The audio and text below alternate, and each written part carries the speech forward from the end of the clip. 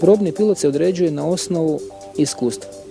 Znači iskustva letačkog u broju godina leti na tom tipu i u principu kakav je on kao pilot. Znači već smo rekli da je pilot ima jednu osobinu da bude drzak, ponekad i bezobrazan i tako dalje, jer ne bi mogao biti borbeni pilot. To je određeni broj sati naleta, dobro poznavanje teorijsko letjelice, a samim time i praktično upravljanje letjelicom. Teško je odrediti nekog za probnog pilota koji previše ispoljava te nekakve, da kažemo, drskosti ili češće mu se dogodi da odstupa od zadaće, što se ne bi smjelo dogoditi. Znači prvo se mora naučiti sve ono što je već dokazano u praksi. Što su generacije pilota prošle, što je puno ljudi platilo krvlju na tim probnim i drugačijim letovima, dok se sve nije to napisalo u knjigama. Probni pilot, mi smo u stvari probni piloti na serijskim zrakoplovima, znači koji su već dugo u uporabi. To je razlika od pravih, recimo, test pilota kao što je čak Jäger ili kad se ispituje neki novi zrakoplov. Znači mi ispitujemo serijske zrakoplove.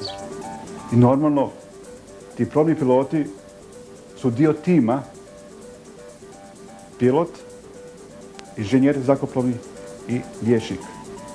Mi zajedno surađujemo i o tom avionu kojemu dajemo ocjenu, on daje ocjenu, kao stručnjak profesionalac koji leti, on mora dobro znati i tehničke detalje tog zrakoplova, a mora znati dobro i fiziologiju. Jer pilot kao pilot, on je cjelina, znači on mora poznavati tehniku pilotiranja i sustave i posao koji obavlja i mehaničar i meteo situaciju, znači on je na jedan način meteorolog. Znači sve je zastupljeno u samom pilotu. Jer opet govorim, probni pilot na tom zrakoplovu mora da provede maksimum opterećenja, letačkog opterećenja i da postavi zrakoplov u najnemogućnija rješenja. Pod stresom mora još biti bolji i brže da reagira nego što bi normalno u nekakvoj situaciji reagirao. Uvjeti leta se ne mogu simulirati. Znači uvjeti leta su u zavisnosti vremenskih uvjeta, meteoroloških, od visinskih i tako. Znači oni se ne mogu simulirati, nego uvjeti u kojima se leti su realni.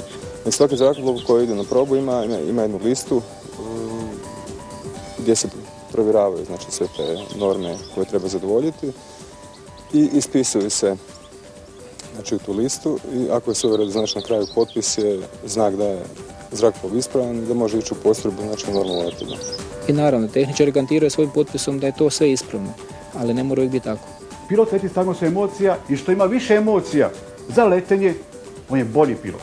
I mi baš ovdje testiramo tu snagu njihove emocije i tražimo tu stabilnost, da kontrolira sebe. On mora biti agresivan pilot, ali mora biti pod kontrolom ta agresivnost. On mora biti ono borben i da proba ono što niko ne bi probao da ovako da lucidnost ima neku lucidnost, što ne bi niko ovako priznao pameti uradio, ali to mora biti kontrolirano sve. Ide probaj helikopter, to je jednostavno nagonski. On zna što će raditi, što će činiti i to kao svako zanimanje.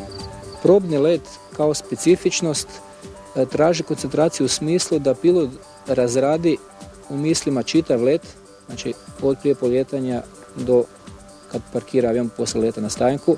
A to je možda let gdje se možda najviše treba pridržavati pravila. Znači prije toga ide jedna dobra priprema. Probni let sam po sebi nosi težinu zbog toga što je čovjek u situaciji da ide na let sa zrakoplovom na kojem nešto rađeno, koji ima nekakve otkaze, znači koji se nenormalno ponašao ili je nakon određenog broja sati došlo do zamjene motora, radova nekakvih, znači rasklapanje trup, sve je to odpojeno bilo, ponovo je to sklapano i postoji realna mogućnost da nešto tu ne štima. Svaki let traje otprilike pola sata do sat vremena, u zavisnosti od toga šta se ispituje. I od visine, vrste leta i tako. Proba se sastoji u tome da prvo let ispitamo na malim visinama od 5 do 10 metara, zatim na visinama od 300 do 500 metara, na visinama od 1000 do 1500 metara, pa 2 do 2,5 tisuće metara. Rekli smo da se radi na 10-12 tisuća metara. 4-5 tisuća, onda se ide nisko, da se ispita kako se zrakoplov ponaša na svim visinama i na svim brzinama, graničnim, kakva je prihvatljivost gasa i sve ostalo. A najviše sam bio na 22,5 tisuće metara, ali to je baš bio let preko stvarno granice zrakoplova. Recimo zrakoplov, plafon mu je 17-18 tisuća metara, a ovo je bilo znači još tih nekih 4,5 tisuće metara iznad toga. Pa i znati će da je to bilo ovako. Čovjek se osjeća sam na velikoj visini. Malo je čudno. Svako ima različite emocije, svako drugčije to doživljava. Netko voli letiti velikim brzinama i na velikim visinama, netko ne voli. Mene ne izaziva neki poseban osjećaj. Imam osjećaj kao da visim gore. Ta visina je relativna stvar. Može se s njim letjeti na jako male visine, par metara, 3, 5, 10 metara. Ali velika mogućnost da se nekakva prepreka zakači. Tu ima krošnje drveća, ima dalekovoda, ali to je tako, preskakanje i krošnje drveća i dalekovoda, a i kresanja. Ali sama granica ovisi o čovjeku, znači nekome je metar ovakav, a nekome je metar ovakav, da to ovisi o samom čovjeku, ali u principu može se letiti metar iznad zemlje. Ali. Uzmemo brzinu 900 km, treba reći da zrakoplov u sekundi prolazi 250 metara. Znači to je za običnog smrtnika, da tako kažemo, nezamisliva brzina. 250 metara u sekundi se prolazi. Što znači da pilot mora unaprijed razmišljati. Znači kad je nešto ispod njega, to se već dogodilo, to je već prošlo. I kad bi nešto bilo, on bi se zalijepio, ne bi ne znao što je bilo. Trenutno, reakcija je trenutno. Pola sekunde. Koliko dopušta proces mozak-ruka? To je vrijeme za svakog različito. Nekoga je dovoljno 2 sekunde, nekome 5 sekundi. Sad je tu ono iskustvo. Ko ima više iskustva, za njemu je potrebno puno kraće vreme da odradi određenu radnju i postupak. I zna što će mu se desiti. Zavisno od vrste otkaza, nekad ima puno vremena ili malo. Mislim, puno vremena za nas znači da imaš pola minute, minutu, ne znam koliko ili više vremena. Ali kad imaš malo vremena, to se radi u par sekundi. I ako pilot ne donese odluku na vrijeme, koji će postupak primijeniti ili u krajnjem slučaju skakanje, najčešće ga nema više. Nema tu improvizacije velike. Jer ne smije se čovjek upuštati ono što ne zna. Ako mislim, može se on upuštati. Međutim, dolazi do onoga, do jedne određene granice, kad čovjek više nije skoncentriran na to što radi i zna što ga čeka i što će učiniti kad mu se desi nešto.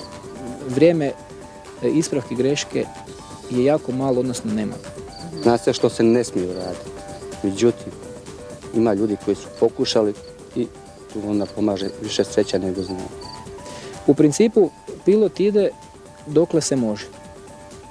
I eventualno malo više od onog, rekao sam zahvaljujući tom iskustvu, jer on ga osjeća. Znači, to više nije slijepo vjerovanje u instrumenta. Poslije svakog leta postoji analiza. Tu budu i stariji i mlađi piloti. I najviše se tog iskustva prenosi baš na taj način. Jer je puno teže i neugodnije svakom pilotu da na svojoj koži, tako kažem, da uči. Lakše je učiti na tuđe. Limiti na koje mi testiramo pilote za sada su, idemo do granice podnošljivosti. Mislim, ne testiramo nad. Pa ne može se ići protiv granica zrakoplova, a ni protiv svojih granica. Jer tu nema ponavljanja greške na tom tipu zrakoplova. Ili jesi ili nisi.